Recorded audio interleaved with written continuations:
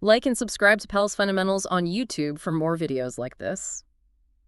Welcome to a regional news report where we're diving straight into the latest updates from across the North Atlantic. Hey there. We've gathered reports covering Greenland, Iceland, Shetland, and the Faroe Islands. And our mission here is simple: to give you a direct overview of recent events.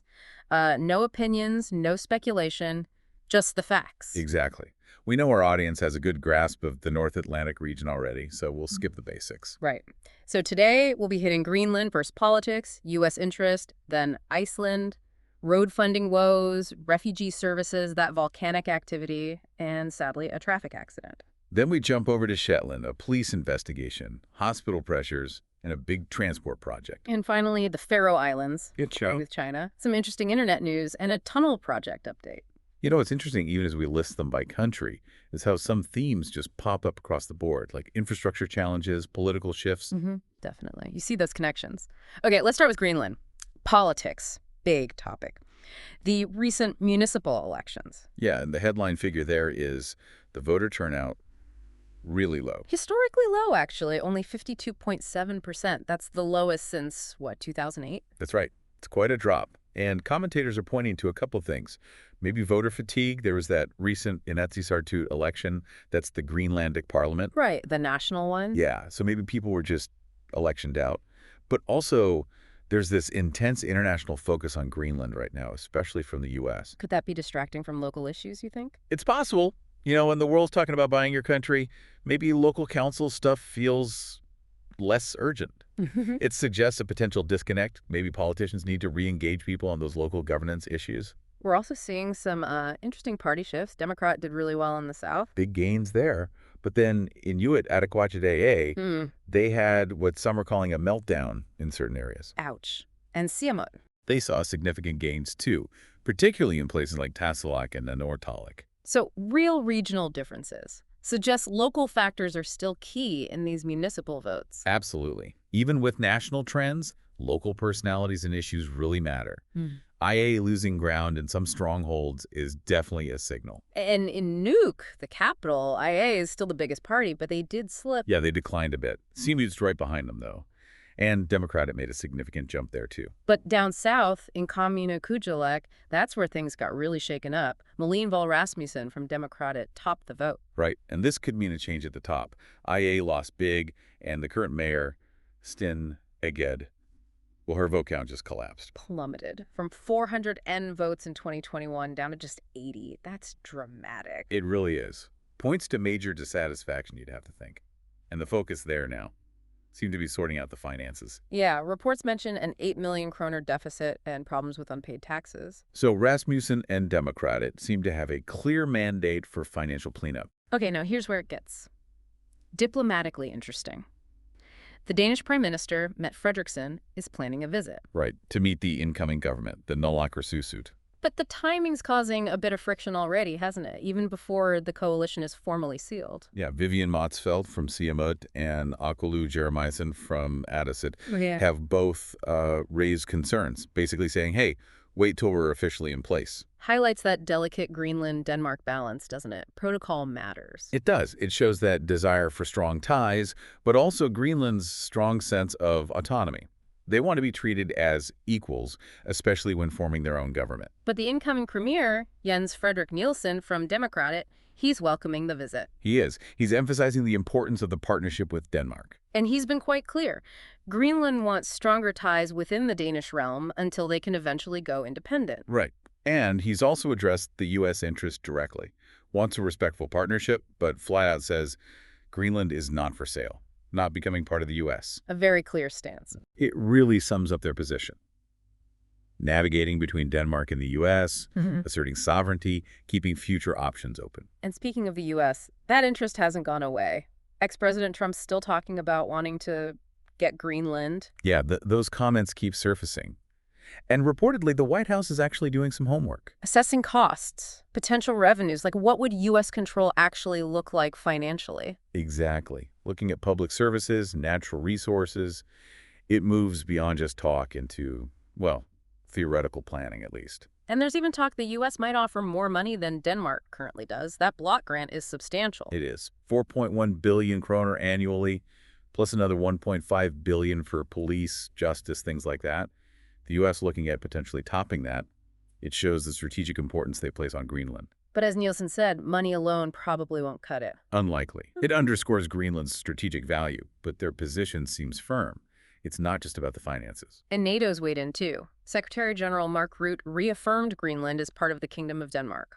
Yes, reinforcing the established international view. He also mentioned increased NATO cooperation in the North Atlantic. Why? Because of Chinese sea lane use and Russian military buildup. Right, so it adds that whole geopolitical security layer. Greenland's location is key for NATO, which complicates any ideas about changing its status. Okay, let's shift gears. Iceland. First up, roads. Big problems in the West. Yeah, the Federation of Municipalities there is basically sounding the alarm. They need emergency government funding for road repairs. They're calling the conditions unacceptable, a safety risk even. And it's not new. Back in February, the road administration declared an emergency because of tar bleeding on national roads there. Tar bleeding? Yeah, when the binder in the asphalt softens and comes to the surface, making it slick and unstable. Despite warnings, apparently, things have gotten critical. Some roads are almost impassable. Wow, sounds serious. Needs urgent attention. Definitely an infrastructure crisis brewing there. Emergency funds seem vital. Also in Iceland, concerns about services for refugees and asylum seekers? The Red Cross is worried. Agreements they had with the Directorate of Labor and the Ministry of Social Affairs are expiring. And this is already impacting them. Apparently so. Reports of staff layoffs at the Red Cross because of this. Responsibility for social services, for those with international protection, is shifting to the Directorate of Labor. Okay, so a transition happening. Yeah, and transitions like this can be tricky. The Red Cross has played a big role, so there are questions about continuity of care for vulnerable people. What about those asylum seekers who've had final rejections but can't be deported? Their services were also under an expiring Red Cross agreement. The Minister of Justice is working on a bill for the autumn with new solutions for this group. And she's emphasizing alternatives to detention. That's the interesting part, yeah. Suggests a potential move towards maybe more humane approaches. Yeah, we'll need to see the details in the bill. And family reunification advice, that was Red Cross too, but the ministry says it's now under Justice and Immigration. Right. The Directorate of Immigration says they provide guidance, but again, the Red Cross had established expertise. It's unclear if new agreements might still happen. Bit of a shuffle. Okay, now, the volcano, Reykjanes Peninsula. Good news first. The 8th eruption in that Sunnuker crater row has ended. No volcanic activity measured right now. Some relief? Definitely. Okay. But the region's still active. There's ongoing seismic activity, especially at the northern end of the magma intrusion. That's the underground molten rock. How big is that intrusion now? It's extensive, around 20 kilometers long. So even though the eruption stopped, the pressure underground hasn't just vanished. So another eruption up there isn't likely soon, but not impossible. That's the assessment. This last eruption wasn't huge on the surface, but it involved a lot of magma moving underground, likely drained over half the magma from beneath Svartsengi into this corridor. That's a massive shift beneath the surface. It is. And even without an eruption, the land is still deforming, shifting. This creates tension in the crust. Which could actually hinder future eruptions. That sounds counterintuitive. It can, yeah. It's complex. The crust is adjusting, and that built-up stress might change how or where future magma could reach the surface. Makes prediction tricky. So scientists think this might be the end phase, but they're cautious. Very cautious. Yeah. Can't rule out more events. And there were earthquakes triggered by all this activity, too, near Reykjanes. How big? 3 quakes. The largest was a magnitude 5.3, believed to be directly linked to the volcanic processes. Shows how widespread the effects are, even after the lava stops flowing. Exactly. And the seismic activity actually stretched north towards Reykjanesbrot. That's a major road. Uh-oh. Does that mean magma could surface closer to the road? It raised the possibility, yes. Though the current estimates put the magma depth there at 4.6 kilometers. But the intrusion itself reached over 11 kilometers long, a record for the region. That is quite something. 11 kilometers of molten rock moving underground. It highlights the sheer scale of these events. Authorities are watching that northern end very closely, naturally. And there were impacts on the ground, too. A pipeline rupture. Yeah, a hot water pipeline in Grindavik broke due to the ground fracturing. Shows the direct infrastructure damage. And that awful incident during the evacuation, someone threatening rescue workers. Yes, sadly. One person arrested for threatening them with a shotgun. The Minister of Justice strongly condemned it, as you'd expect. Terrible behavior towards people trying to help. Absolutely. On a slightly better note, flights are okay. Keflavik Airport is running normally. Yes, flights haven't been affected. And thankfully, no significant volcanic pollution near inhabited areas was detected. And the alert level came down. Right. Civil defense lowered it from emergency to danger because seismic activity decreased. But, they stress, eruptions are still possible. That 20-kilometer intrusion is still only about 3 kilometers from Reykjanesbrau. So, calmer, but still watching closely. Precisely. The vigilance continues. And finally, for Iceland, really tragic news. A fatal traffic accident. Yes, very sad. A woman died in South Iceland when rocks fell from Stine Egede mountain onto her car. Oh no, just a rockfall. Seems so. 2 others in the car had minor injuries. Route 1 had to be closed for a while. A stark reminder of the other natural hazards there. Awful. Thoughts with your family. Okay, let's move to Shetland. What's the news there? First, police are investigating an incident at the Kommune Leisure Center. Reports of a man exposing himself in a public area. When was this? Back on Thursday, March 27th. Inquiries are ongoing, not many details released yet. Okay. More serious, perhaps, is the hospital situation. Yeah, the Gilbert Bain Hospital in Lerwick is under real pressure. They've had to cancel surgical procedures. Why? Just overloaded. Running at full capacity, described as overstretched. It's a tough situation for a remote island hospital. Are emergency treatments still happening? Yes, emergency and urgent cancer treatments are continuing. People affected by cancellations are being contacted. Outpatient services might see changes, too, to free up staff. Shows the strain on the system. Definitely. But there's also some forward planning happening. Transport links. Yes, the Inter-Island Connectivity Program. It's moving forward. They're looking seriously at fixed links tunnels. Tunnels between the islands? Which ones? 5 options are being considered for Bresse, Fetlar, Unst, Walsay, and Yell. They're also still looking at ferry and harbor upgrades, too. So, weighing up different options. Exactly. This follows public consultations. A business case is going to counselors this summer to decide which options get a detailed appraisal.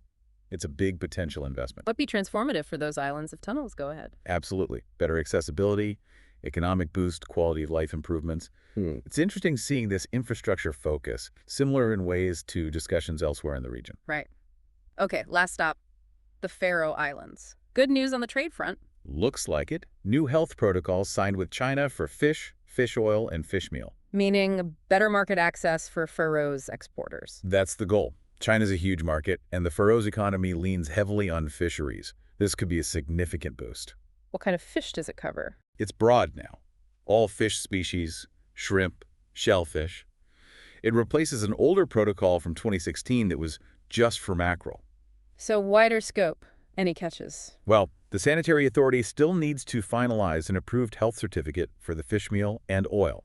And all factories and ships exporting need to be on an approved Chinese list, which isn't ready yet. So a few administrative steps still needed. Okay, procedural hurdles. What else? Internet news. Yeah, potentially big news. Elon Musk's SpaceX via Starlink Faroe Islands looks set to offer internet and mobile services. Starlink. Satellite internet. That's the one. They operate thousands of satellites. They had an application rejected before because the company wasn't registered locally. But they are now. Yes, Starlink Faroe Islands is now registered, and they've submitted a new application for a telecommunications license. Only licensed providers can offer these services there. Could be a game changer, especially for remote spots. Absolutely. Could really improve connectivity across the islands. A development to watch, maybe a model for other remote areas too. And finally, that tunnel project. The Suðuroyartunnelin. Right, the proposed tunnel to Suðuroy, the southernmost island. The parliament is getting a detailed briefing soon. It's in the Finance Committee now. Yes, and apparently MPs had questions during the first reading, including about other possible tunnel routes. This briefing is meant to give them the info needed to make a decision. Another major infrastructure project under consideration. A very significant one. It could drastically cut travel times and better connect Suðuroy to the rest of the Faroes. But big projects need careful consideration, hence the briefing. Okay, so let's quickly wrap up this regional report. We've covered Greenland's local elections and the ongoing international focus. Iceland's dealing with road emergencies, shifts in refugee support, and that lingering volcanic threat. Then Shetland facing hospital strains but planning major transport upgrades. And the Faroes, boosting trade with China, potentially getting Starlink, and debating that huge Suðuroy tunnel. It really paints a picture of dynamism across the North Atlantic, doesn't it? Unique local issues, but also shared challenges and opportunities. Yeah, from geology to geopolitics, trade to tech, these communities are constantly navigating change. Which leads us to a final thought for you, our listener. Take a moment to reflect on how interconnected these North Atlantic communities truly are. Think about how everything from volcanic eruptions to political winds and global trade deals ripple across the region, and maybe consider how might broader global events continue to shape their unique futures. It's a fascinating region to watch. Sources linked below.